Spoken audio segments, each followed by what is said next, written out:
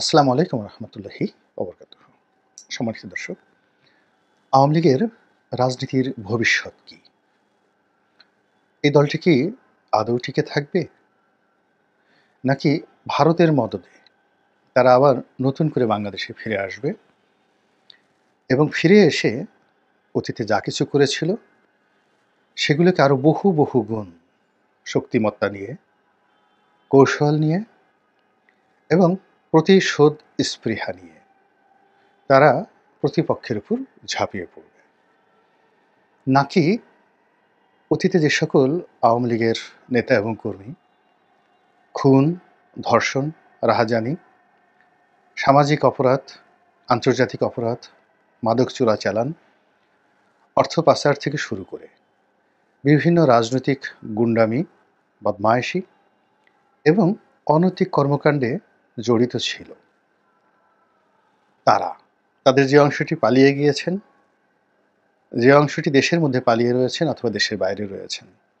আর যারা ইতিমধ্যেই ধরা পড়েছেন, তাদেরকে কি খুব দ্রুত বিচারের আওতায় এনে সবাইকে সাজা দেওয়া হবে এবং সেটা ৬ মাস থেকে ১ বছরের মধ্যে যে দ্রুত বিচার ট্রাইব্যুনাল রয়েছে সেটি, অথবা আইসিটি যেটা ইন্টারন্যাশনাল ক্রাইম ট্রাইব্যুনাল রয়েছে সেটি, অথবা একেবারে আলাদা একটা অর্ডিন্যান্স করে খুব তড়িঘড়ি করে সামরিক আদালতের মতো করে জাস্ট 90 ডেজ বা 45 ডেজ এর মধ্যে বিচার কার্য তড়িঘড়ি করে সমাধান করে আওয়ামী লীগের একেবারে প্রথম সারির এরকম কয়েক হাজার নেতাকর্মীকে ফাঁসিতে ঝুলানোর ব্যবস্থা করা হবে কিনা এগুলো নিয়ে কিন্তু আলোচনা হচ্ছে।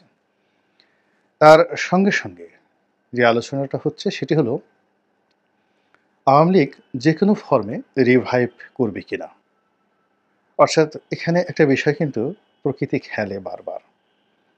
অর্থাৎ আপনি আপনার প্রতিপক্ষের সঙ্গে যে আচরণ করেন এবং আপনার সর্বোত্তম সময় যেটি যায়, অর্থাৎ আপনি ক্ষমতা, অর্থ, বিত্ত, প্রভাব, প্রতিপত্তি, রূপ, যৌবন, অর্থাৎ জীবনের সব ক্ষেত্রে যখন সফলতার স্বর্ণশিখর আপনার করায়ত্তে থাকে, তখন আপনার ব্যবহারগুলো প্রকৃতি লিখে রাখে। ইফ ইউ আর গুড, তখন আপনার জন্য একটা নিদারুণ ভালো পরিণতি অপেক্ষা করে দুনিয়া এবং আখেরাতে।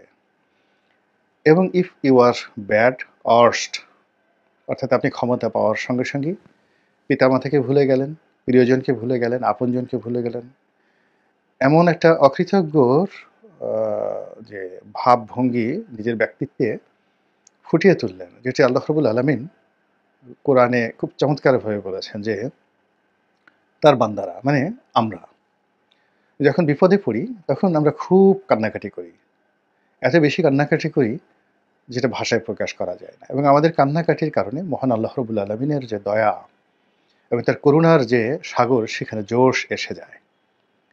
তিনি জানেন আমরা কি করব, তারপরও তিনি আমাদেরকে ক্ষমা করে দেন, শুধুমাত্র এই পৃথিবীতে দৃষ্টান্ত স্থাপন করার জন্য। তো সেক্ষেত্রে যখন মানুষ বিপদ মুক্ত হয়ে পড়ে, সে গা ঝাড়া দিয়ে উঠে এমন তাণ্ডব শুরু করে, এমন একটা ভাব ভঙ্গি দেখায়, অবস্থা দৃষ্টি মনে হয় কোনো কালে তাদের যে বিপদ ছিল, বিপত্তি ছিল এবং তারা যে অঝরে চোখের পানি ফেলেছে, এইরকম কথা তারা স্মরণই করতে চায় না, তারা ভাবভঙ্গি প্রকাশ করতে চায় না, মনে হয় যেন আজীবন তারা এমন ছিল। এ কথা স্বয়ং আল্লাহ রাব্বুল আলামিনের আমাদের সম্পর্কে দুর্ভাগ্য।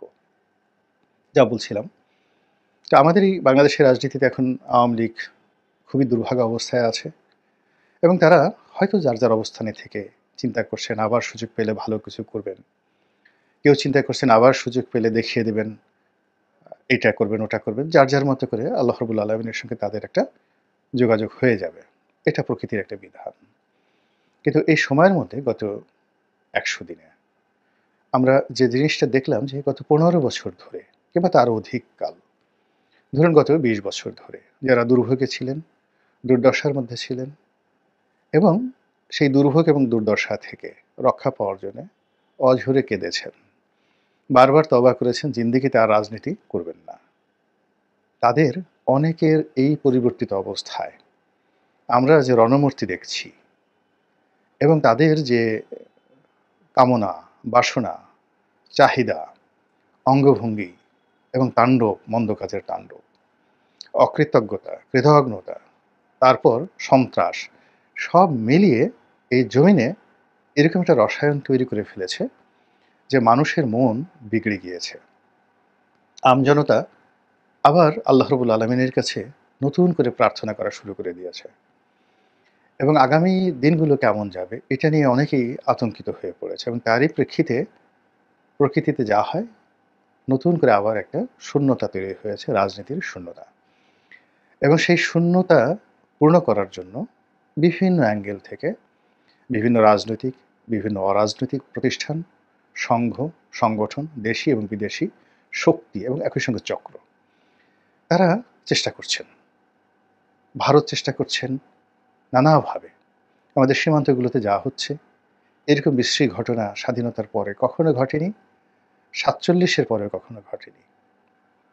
আবার পাকিস্তান এই মুহূর্তে যা করছে, আমেরিকা এই মুহূর্তে যা করছে, এবং অলানে ছাড়েন যখন ইংল্যান্ড, তারাও যা কিছু করছেন এবং বলছেন, তা আমাদের অতীতের সকল হিসাবকে এলোমেলো করে দিচ্ছে। এই যে এত লম্বা ভূমিকা টানলাম, এর কারণ হলো এখনো যে বিষয়গুলো আমাদের কাছে মনে হচ্ছে যেগুলো অসম্ভব। আওয়ামী লীগের ফিরে আসা সম্ভব নয়। কিন্তু প্রকৃতিতে এমন অবস্থা তৈরি হয় যে গতকাল যাকে হত্যা করার জন্য আপনি ঘুষছেন বা মেরে ফেলার জন্য আপনি দৃঢ়প্রতিজ্ঞ ছিলেন, আজকে তার জীবন রক্ষা করার জন্য আপনি আপনার নিজের জীবনটি দিয়ে দিলেন। এরকম পরিস্থিতির ঘটনা হয়ে যায়। তো সেক্ষেত্রে আওয়ামী লীগের একটি পরিশুদ্ধ রূপ, অর্থাৎ আওয়ামী লীগ পরিশুদ্ধ হয়ে আসবে, নিজেরা সংগঠিত হবে এবং এদেশের রাজনৈতিক অঙ্গনে দীর্ঘমেয়াদে তারা অতীতের ভুল ভ্রান্তি থেকে বের হয়ে এসে একটা নতুন পরিশুদ্ধ আওয়ামী লীগ গঠন করবে। এরকম স্বপ্ন অনেকে দেখেন, যেটা বাংলাদেশে একেবারেই অসম্ভব। আমাদের এই দেশে রাজনীতিতে কেউ সরি বলে না, জামাত বলে না, বিএনপি বলে না, জাতীয় পার্টি বলে না, কেউ বলে না। কাজে আওয়ামী লীগ অতীতে বলেনি, এখনো বলছে না এবং আগামী দিনেও বলবে না। ফলে কি হবে, আওয়ামী লীগ যদি ফিরে আসে, তাহলে আওয়ামী লীগের শ্রেণী চরিত্র নিয়েই ফিরে আসবে এবং এটাই আমাদের দেশের ইতিহাস, এটাই আমাদের দেশের সংস্কৃতি। তো সেই ক্ষেত্রে আওয়ামী লীগের প্রস্তুতি চলছে। কি প্রস্তুতি চলছে? আপনি আওয়ামী লীগের যে নেতা, তাদের অনেকের দেশে এবং দেশের বাইরের মুভমেন্ট দেখলে কিন্তু আপনি বুঝতে পারবেন। তারা এই মুহূর্তে ভারতকে দিয়ে এমন কিছু ঘটাচ্ছে, এই মুহূর্তে বাংলাদেশের মধ্যে এমন কিছু ঘটছে, এবং এর সঙ্গে যে আওয়ামী লীগের যোগ সাজস নেই তা কিন্তু বলা যাচ্ছে না। তার সঙ্গে সঙ্গে বর্তমান সরকারের যে ভুল এবং ভ্রান্তি এবং তাদের নানা কর্মকাণ্ডে ব্যবসায়ী সমাজের মধ্যে যে বিরূপ প্রতিক্রিয়া তৈরি হয়েছে, বড় বড় কর্পোরেট হাউসগুলো দরকার হলে তারা তাদের সর্বস্ব বিক্রি করে অতীতের সেই যে স্বর্ণালী দিন যখন তারা গণভবনে যেতেন, প্রধানমন্ত্রীকে তোষণ করতেন, সেই সুদিন ফিরিয়ে আনার জন্য এখন তারা যে অবস্থার মধ্যে পড়েছে, তারা দরকার হলে আত্মাহুতি দিতেও প্রস্তুত। অনেক ব্যবসা প্রতিষ্ঠান বন্ধ হয়ে গেছে, অনেকে বন্ধ হওয়ার মতো অবস্থায় পড়েছে, অনেকের দেশ বিদেশের সহায় সম্পত্তি নিয়ে যেভাবে টান দিয়েছে, তার জন্য তারা সবাই মিলে একটি মরণ কামড় দেবে এবং একটি যাকে বলা হয় আওয়ামী লীগকে পুনর্বাসন করার জন্য একটি প্রকল্প তারা বাস্তবায়ন করবে। এটা একেবারেই স্বাভাবিক এবং আমরা পাক ভারত উপমহাদেশ নয়, সারা দুনিয়ার ইতিহাসে দেখেছি যখন একটা বিপ্লব হয়, সেখানে খুব অল্প সংখ্যক ক্ষেত্রে বিপ্লব পরিপূর্ণভাবে সফল হয়। পৃথিবীতে যে কটি বিপ্লব একেবারে খুব পূর্ণ মাত্রায় সফল হয়েছে, সেই বিপ্লবের মধ্যে কিউবার বিপ্লব এবং এই যে বর্তমানে সৌদি আরব যারা চালাচ্ছেন ইবনে সৌদ পরিবার, তাদের সেই ওয়াহাবি বিপ্লব, এই দুটো বিপ্লব পরিপূর্ণভাবে আজ পর্যন্ত সফল হয়ে টিকে আছে। এর বাইরে অন্য যে বিপ্লবগুলো হয়েছে, এর ৯৯% বিপ্লবই প্রতি বিপ্লব দ্বারা প্রতিহত হয়েছে, ভ্যানিশ হয়ে গেছে এবং বেশিরভাগ ক্ষেত্রে সাবেক রেজিম, মানে যাদের বিরুদ্ধে বিপ্লব হয়েছিল, তারা আবার প্রকারান্তে ফিরে এসেছে। তো আওয়ামী লীগ এই বিষয়গুলো, তারা বাংলাদেশে এখন যারা আওয়ামী লীগকে ভয় দেখাচ্ছেন, তাদের সাথে ১০০০ গুণ বেশি বোঝেন, জানেন এবং তাদের সেই 1954 থেকে 1954 সন থেকে আজ অবধি বিরূপ পরিস্থিতি মোকাবেলা করার অভিজ্ঞতা আছে, বিরূপ পরিস্থিতিতে টিকে থাকার জেনেটিক জিনগত যে বৈশিষ্ট্য, এটি আওয়ামী লীগের রক্ত, মাংস, অস্থি, মজ্জা এবং মস্তিষ্ক একেবারে পাকাপোক্ত হয়ে গেছে। কাজেই এই যে বর্তমান যে সমস্যাগুলো আমরা দেখছি, আওয়ামী লীগের লোকজন কিন্তু এই সময়ের মধ্যেই সবকিছু তারা সামলে নিয়েছে। 99% আওয়ামী লীগের যারা লোকজন তারা এখনো বাংলাদেশে আছেন। বোঝার চেষ্টা করুন, 99% বেশি আওয়ামী লীগের যারা লোকজন এখন বাংলাদেশে আছেন, শুধু আছেন না, যার যার অবস্থানে গ্রামে গঞ্জে ব্যবসা বাণিজ্যের সব জায়গাতে একেবারে বহাল তবিয়তে আছেন। তাহলে যদি 35% লোক আওয়ামী লীগ করে, তার 1% আওয়ামী লীগকে আমরা যদি ধরি, 99% আওয়ামী লীগ যার যার অবস্থানে আছে, আর 1% আওয়ামী লীগ বাস্তুচ্যুত হয়েছে, এক গ্রাম থেকে অন্য গ্রামে, এক শহর থেকে অন্য শহরে, এক জেলা থেকে অন্য জেলায়, অথবা বাংলাদেশ থেকে অনেকে পালিয়ে গেছেন। অনলি 1%। আবার এই 1%-এর মধ্যে যদি আপনি এটাকে 100 করেন, তাহলে দেখবেন যে 99 জন লোক বাংলাদেশের মধ্যেই আছেন, আর একজন মাত্র লোক সীমান্ত পাড়ি দিয়ে ভারতে, লন্ডনে, আমেরিকাতে গিয়েছেন, খুব অল্প। তাহলে এই যে একটা শক্তি, এটি একটা জীবন্ত আগ্নেয়গিরি কিন্তু ঘুমন্ত। আবার বলছি, জীবন্ত আগ্নেয়গিরি কিন্তু ঘুমন্ত। সেটাকে মোকাবেলা করার জন্য যে পরিকল্পনা দরকার, যে জনপ্রিয়তা দরকার, যে সাংগঠনিক শক্তি দরকার, যে শুভ কর্ম দরকার, এটি ডক্টর মোহাম্মদ ইউনূসের সরকার একেবারেই করতে পারছে না, বরং উল্টো করেছে। এর ফলে কি হলো, প্রশাসনের মধ্যেই আওয়ামী লীগের ভূত চেপে বসেছে এবং আওয়ামী লীগ সেই জিনিসগুলোকে তারা বিভিন্নভাবে বাজানোর চেষ্টা করেছে। কখনো সুজিব ওয়াজদের জয়ের মুখ দিয়ে এক ধরনের কথা আসছে, কখনো শেখ হাসিনার একটা কল রেকর্ড ফাঁস হচ্ছে, কখনো বঙ্গবীর কাদের সিদ্দিকী একটা কথা বলছেন, কখনো সেই জনাব সোহেল তাজ শেখ হাসিনাকে গালাগাল দিচ্ছেন। এবং আপনারা জানেন অনেক কিছুই রাজনীতিতে হয়। এই রাজনীতিতে যারা ক্ষমতায় থাকেন তারা টাকা দিয়ে প্রেস ক্লাবের সামনে অনেক লোককে দাঁড়িয়ে দেন যে আমাকে গালাগাল করো, অকথ্য ভাষায়, অশ্লীল ভাষায় গালাগাল করো, এবং এটাই রাজনীতি। তো কাজেই যারা শেখ হাসিনাকে গালাগাল করছেন খুব অশ্লীল অশ্রাব্য ভাষায়, আওয়ামী লীগকে যারা গালাগাল করছেন এবং শেখ হাসিনার পরিবর্তে ডক্টর ইউনূসকে ত্রাণকর্তা মনে করছেন, ওর মধ্যে যে বা ওনার মধ্যে যে শেখ হাসিনার ভূত নেই একথা কিন্তু বলা যাবে না।